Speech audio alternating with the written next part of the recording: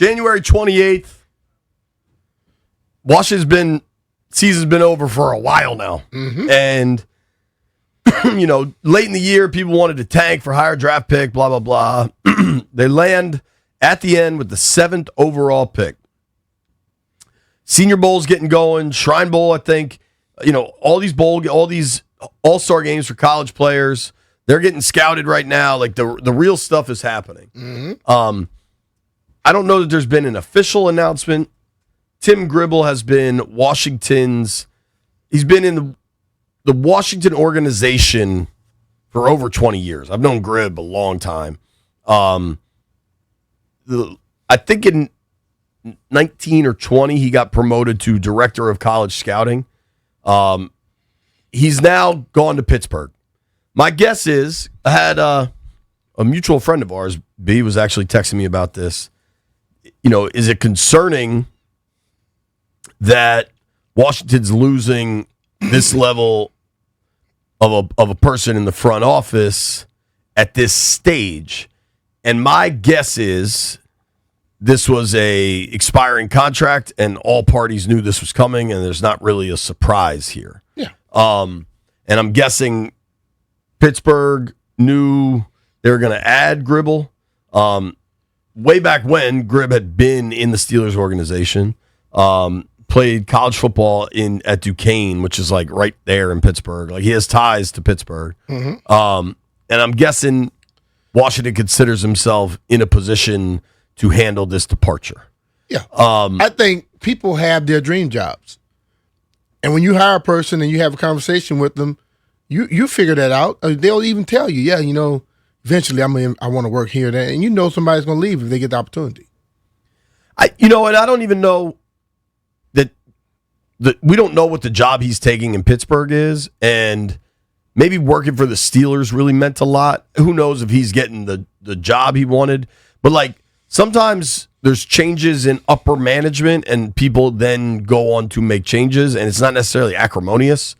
Maybe not everybody's thrilled about it, but, like, I don't think this is a shock. So as we turn to draft season, like, there is a significant change in the Washington front office. 24 years, though, 5 as the director of college personnel, mm-hmm. especially with the last couple drafts with major question marks. Maybe you want to shake things up, right? So what we do know is Washington has the 7th overall pick, not a ton of draft capital. They have, I think it's 7 and 71 are their only picks in the top 100. Don't have a second, don't have a fourth. They go 7, 71, 145, and then a bunch of late round, 3 late 6th and 7th picks. Mm-hmm. Now, I'm sure everybody has their own. Mel Kiper, certainly the OG of draft coverage, if you will. Yeah. I'm a Daniel Jeremiah guy. I think he's the best one doing it now. Sometimes with Kiper, you get those, like, personal vendettas where, like, he's out to support somebody or maybe out to get somebody. Like, the craziest one, of course, with Mel Kiper was the Brady Quinn thing many years ago. Jeremiah just does the work, and I just like his approach. Okay. So his first mock draft came out earlier in the week. The only thing that's a sure thing, B, is Mendoza going 1 to the Raiders. Yeah.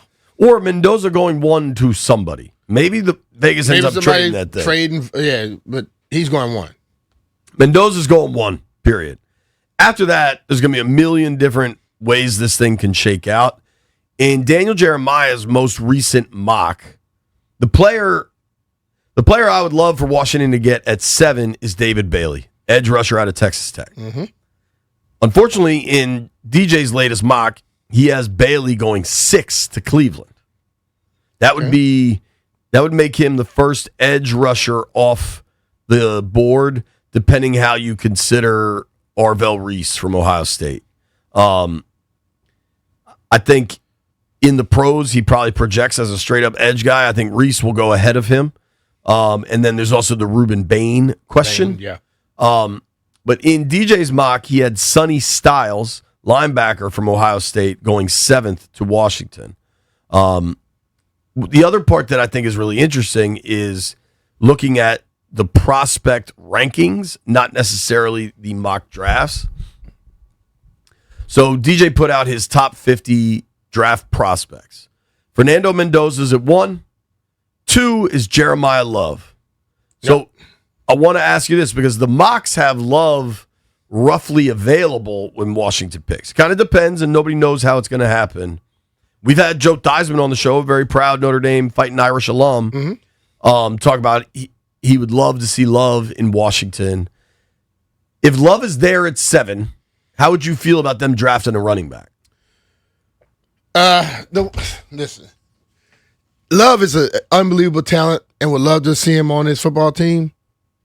That's not what he's hurting right now. They are crippled at defense. All over them. You have to approach that defense more than anything. Like, I love people that like to just look at the talent. I think he's a damn good player with the possibilities of being great. But if you score 30 and give up 40, you lose, right? Yeah. You got to find a way to stop letting people score. Against Syracuse on November 22nd, Jeremiah Love had 8 carries for 171 yards and 3 touchdowns. I mean, it's remarkable. Syracuse sucks on top of that. Right. But the thing of it is, you do not want to be in a situation where all you can do is score, but you can't stop nobody from scoring. Agreed. Against USC, he had 24 carries for 228 yards. I'm with you, though. I think Love is going to be a dynamic weapon in the NFL. I don't know that Washington could have the luxury of taking him. I'm also not sure by the time we get to the finish line that he'll be available. Did they say all the pass rushers going to be gone before 7?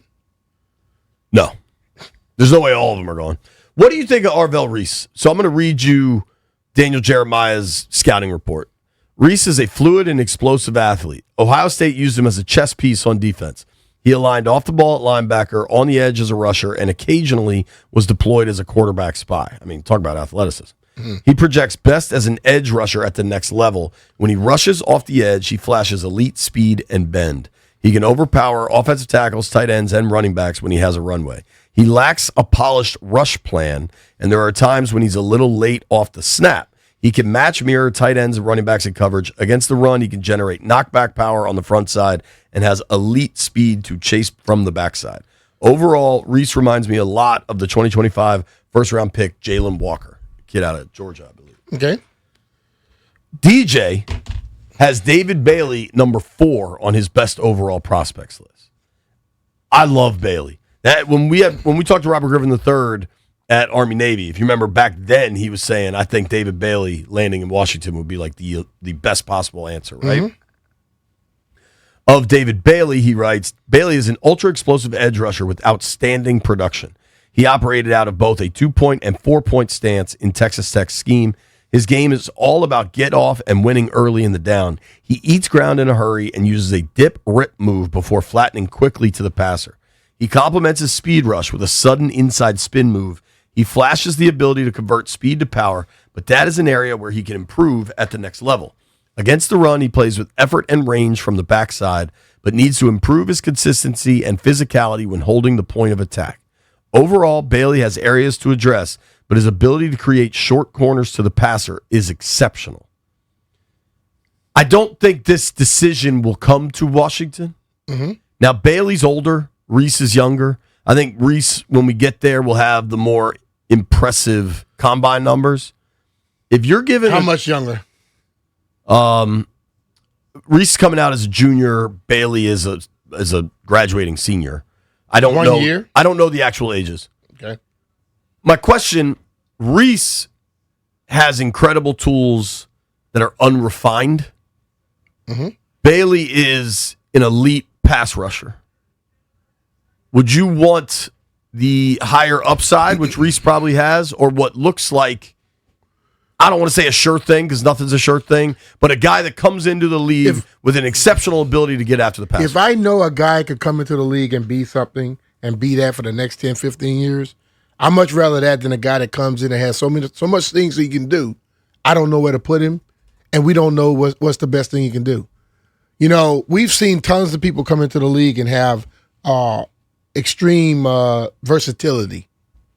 but they never ever is very good or great at one thing.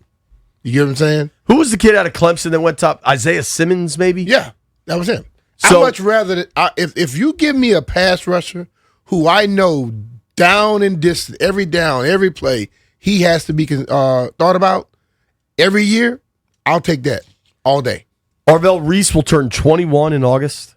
David Bailey will turn 23 in August, so 2 years older. There's also Sonny Styles.